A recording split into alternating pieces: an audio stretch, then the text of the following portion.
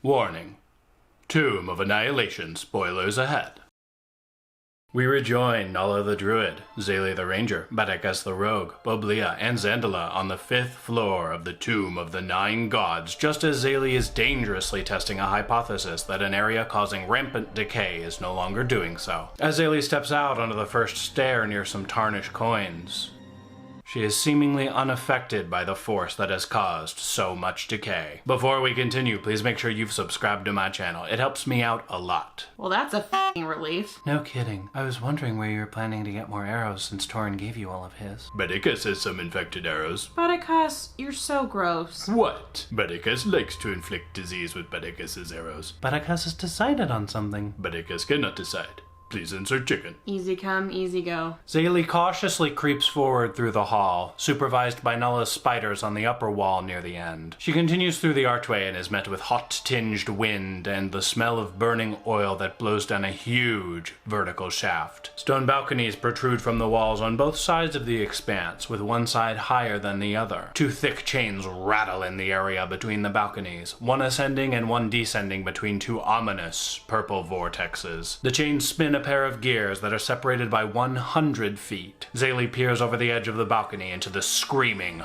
purple abyss. I've seen a lot of strange things lately, and this is up there. Guys, come down here. We have some shit to figure out. Nala, Zandala, Badakas, and Boblia descend the stairs and cross through the room filled with decay. Though Badakas decides he wants to check out a dark stairway to the group's left. Badakas slowly traverses the 25-foot-long stairs and emerges in a room positively filled with green smoke that billows from a bronze cauldron in the middle of the room. Barely visible through the haze are 3 chairs, several workbenches, and a rusty iron cage containing something under a blanket. Badakas is unenthusiastic about the green smoke and decides to walk over to the cauldron. On the other side of the cauldron, he finds a lid that fits snugly on the cauldron, though he sneakily grabs a vial of the green goo before he sets the lid in place. No sense in wasting something potentially toxic, right? The green smoke immediately starts to dissipate, if slowly. Badakas suddenly notices a door he didn't see before. It is 12 feet high, 10 feet wide, and made of green stone. Its surface is carved with grinning goblin skeletons. A belt of smooth stone spans the door at a height of 4 feet, set with 5 gold symbols in a row. A triangle, a square, a pentagon, a hexagon, and an octagon. Each symbol is engraved on a recessed circular seal. Badakas thinks this is useful, but Badakas's friends are not here to help Badakas. Maybe there is some food for Badakas nearby. Badakas searches the room and sadly finds no food. He does find 5 doors with geometrical shapes engraved in their wood. One has a triangle, one has a square, one has a pentagon, one has a hexagon, and one has an octagon. Badakas better go get Zayli and Nala. Badakas does not want to die alone. While Badakas was down in the green smoke room, Zayli, Nala, and Zandala are trying to figure out how to traverse the gap between the 2 balconies, and if it's worth time to do so. Badakas comes running up, slightly out of breath from all the stairs. You guys! Badakas found a room with green smoke and green doors and lots of doors with shapes and a cage with some desks. Where did you find this room, Badakas? Down the stairs. Oh. We can take a look since it's nearby. Zayli, Nala, Badakas, Zandala, and Boblia slowly descend onto the 6th level of the Tomb of the Nine Gods. After surveying their surroundings, Zayli heads to the door with a triangle on it. Badakas heads to the door with a square, and Nala pokes around some crates. Nala is immediately greeted by 3 tiny figures that waddle towards her. A straw doll with rusty pins sticking into its body, a faceless child molded from clay, and a stuffed monkey with the lower body of a unicycle. The straw doll says, "You need to run away. The Sound Sisters will be back any moment now." Suspicious duck! Ooh, these foolish children have done well to get this far. Shh!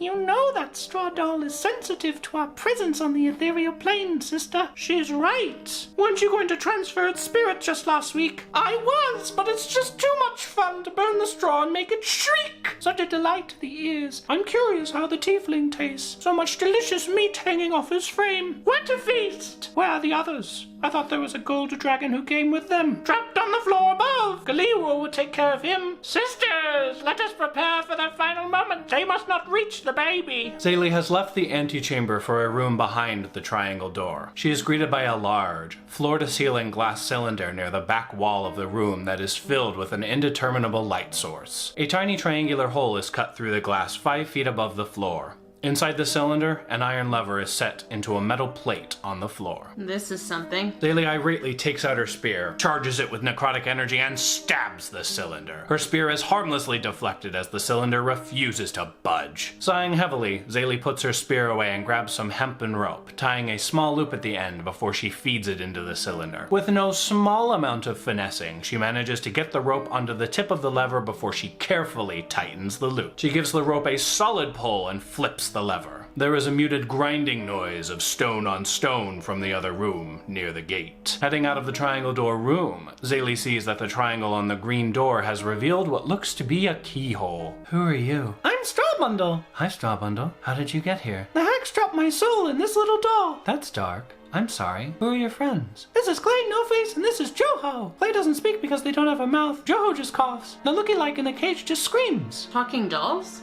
Looky-like? The hags trap child souls in each. That's pretty How long have you been down here? Strawbundle looks uncertain, if a doll could look uncertain. I don't know. A really long time. Yeah, that's fair. While Nala and Zaylee befriend the child soul dolls, Butticus walks down a stone passageway to find a room that is filled with flying sheets of parchment. There is writing visible on the sheets as they fly by, and a metal plate bolted into the far wall is set with a ghostly lever. Butticus likes paper, only sometimes for eating. Butticus starts grabbing sheets of paper as they flutter past, obtaining spells that he cannot read as he is not an innate magic user. After he grabs a third sheet, the paper suddenly coalesces into a group of 4 mud creatures, clearly angered by the theft. Guys, help Butticus! Zaylee and Nala rush over to help Butticus in the fight. Zaylee takes one look at the grouped enemies and fires off a lightning arrow. Her aim was true as one of the mud creatures turns to dust. The rest are revealed to be illusory copies. Butticus got these papers and then the papers attacked Butticus. Did you learn your lesson about touching random papers flying around? No, Butticus would do it again. We found some dolls in the other room and they were made with children's souls. There's one for you if you'd like them, Butticus. Friends of Butticus's friends are friends of Butticus. And so it is done. Nala has adopted Strawbundle, Zaylee has adopted Clay No Face, and Butticus has adopted Joho. Each doll bestows a charm on its adopter. Nala can travel to and from the ethereal plane 3 times. Zaylee no longer needs to eat, drink, or breathe for 30 days, and Butticus can understand any spoken or written language for a week. There is one thing in the room that needs to be addressed: the looky-like under the blanket inside the cage. Zaylee, Nala, and Butticus cautiously walk up to the cage and peel back the bloodied blanket. Under the blanket is a naked, deformed, and horribly tortured version of Butticus. This stunted replica of Butticus was created by the hair stolen from Butticus by the nice grandma in the Chilton jungle. Sadly, or happily, the clone is dead, its face contorted by whatever the Sohn sisters did to kill it. My love, Nala, Butticus, I think I can see some planets in a room across the vortex area. Perhaps it might help us get some answers about this floor. Okay, we'll look into it. We need to find a way to get Torn down here too. How are we gonna get across the murderous-looking vortex? I have an idea. Butticus cannot decide. Please insert chicken. In the next episode, the party discovers something completely unexpected and one of their remaining members is put at death's door. How will they regroup with Torin, Lucanu, and Zale? You'll find out soon. As always, thank you all so much for watching. If you enjoyed this video, please hit that subscribe button, smash that like button, and share this video across your social media. I'll see you all next time.